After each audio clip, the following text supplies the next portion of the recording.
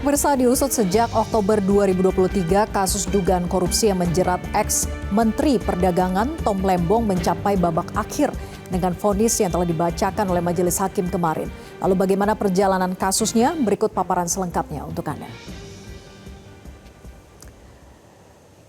Dan pemirsa, Kejaksaan Agung secara resmi memulai tahap penyidikan kasus dugaan korupsi terkait dengan impor gula di Kementerian Perdagangan untuk periode 2015 hingga 2020 pada Oktober 2023. Nah, setelah hampir setahun melakukan penyidikan dan memeriksa sejumlah saksi, tim penyidik Jampitsus melakukan penggeledahan di kantor Kementerian Perdagangan pada 3 Oktober 2024. Nah, dari penggeledahan ini, Kejagung menyita sejumlah dokumen dan juga barang bukti elektronik yang berkaitan dengan kasus dugaan korupsi tersebut. Kemudian, pemirsa, Kejagung secara resmi menetapkan Thomas Trikasih Lembong sebagai tersangka pada 29 Oktober 2024. Nah, ia diduga menyalahgunakan wewenang saat menjabat sebagai Menteri Perdagangan dengan memberikan persetujuan impor gula kristal mentah kepada pihak swasta untuk kemudian diolah menjadi gula kristal putih. Nah, kebijakan tersebut dinilai bertentangan dengan aturan yang semestinya memprioritaskan BUMN. Nah, gula tersebut pun kemudian dijual oleh 8 perusahaan swasta ke pasaran atau masyarakat melalui distributor yang terafiliasi. Nah, pemirsa, dalam kasus ini Kejagung menyebut nilai kerugian negara akibat perbuatan importasi gula yang tidak sesuai dengan ketentuan perundang-undangan mencapai ditaksir 400 miliar rupiah.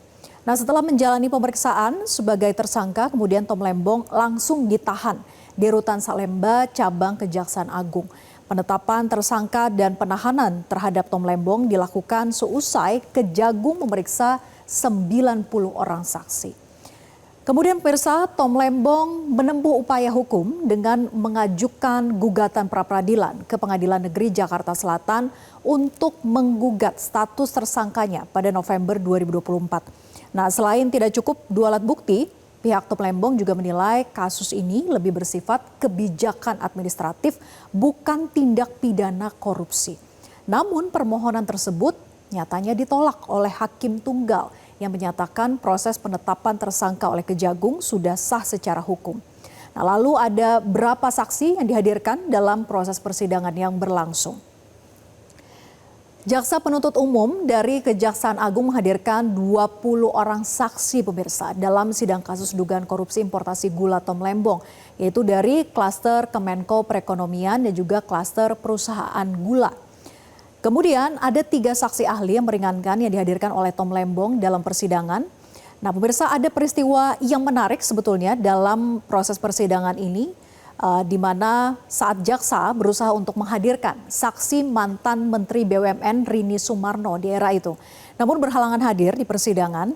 Nah, jaksa kemudian mengajukan permohonan ke hakim agar keterangan Rini itu dibacakan dalam persidangan. Namun tim pengacara Tom Lembong menolaknya. Akhirnya terjadi debat panas antara jaksa dan juga pengacara Tom Lembong terkait dengan pembacaan keterangan Rini tersebut. Nah, pengacara Tom itu mempertanyakan alasan sah yang dimaksud jaksa. Karena keterangan Rini ini ingin dibacakan di persidangan, padahal berhalangan hadir saat itu. Akhirnya pengacara Tom Lembong memilih untuk walk out dari ruang sidang, dan kuasa hukum Tom Lembong pun juga mengkritik keras kegagalan jaksa dalam menghadirkan saksi-saksi kunci yang dianggap bisa menjelaskan konteks kebijakan pada saat itu, seperti Menteri BUMN Rini Sumarno atau bahkan Presiden ke-7 yang memimpin rapat kabinet saat itu. Nah, menurut mereka ini menunjukkan jaksa hanya fokus untuk menghukum kliennya tanpa mau membuka gambaran kebijakan secara utuh. Lalu apa saja tuntutan yang disampaikan oleh jaksa? Kita ke slide berikutnya. Jaksa kemudian menuntut Tom Lembong dihukum 7 tahun penjara dan denda 750 juta rupiah subsidiar 6 bulan kurungan penjara. Nah, jaksa kemudian meminta majelis hakim menyatakan Tom itu terbukti bersalah melakukan perbuatan melawan hukum, menerbitkan 21 persetujuan impor. Nah, tindakan itu dinilai merugikan keuangan negara sebesar 578 miliar rupiah, termasuk memperkaya para pengusaha gula swasta. Tom dan juga kuasa hukumnya lalu membantah semua tuntutan jaksa itu karena mereka menilai bahwa kasus ini itu sangat politis karena memilih untuk berseberangan dengan penguasa pada Pilpres 2024. Nah, Tom kemudian menilai tuntutan jaksa itu mengabaikan fakta-fakta persidangan yang dihadirkan. Tim kuasa hukum Tom Lembong juga menyoroti inkonsistensi jaksa yang mengakui kliennya tidak menikmati hasil korupsi tetapi tetap menuntut hukuman berat. Mereka kemudian berargumen jaksa itu gagal total dalam membuktikan unsur paling fundamental dari korupsi yaitu niat jahat atau mens rea.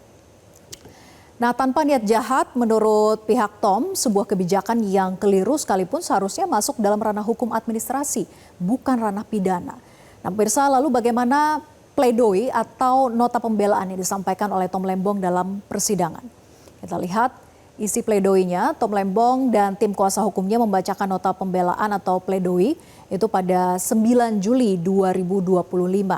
Intinya membantah seluruh dakwaan dan juga tuntutan jaksa. Tom Lembong menegaskan bahwa kebijakan yang diambilnya itu bersifat diskresi untuk menjaga stabilitas nasional dan juga sudah melalui mekanisme rapat koordinasi di tingkat kabinet. Ia juga menekankan tidak ada keuntungan pribadi yang ia terima. Nah, Tom pun juga kukuh sekali merasa tidak bersalah. Tom menyatakan kegiatan impor gula itu semata-mata untuk menindaklanjuti saja arahan dari Presiden ke-7 saat itu dan dilakukan sesuai dengan prosedur termasuk melibatkan kementerian lain. Nah, lalu apa vonis yang ditetapkan oleh Majelis Hakim kepada Tom Lembong? Kita lihat pemirsa.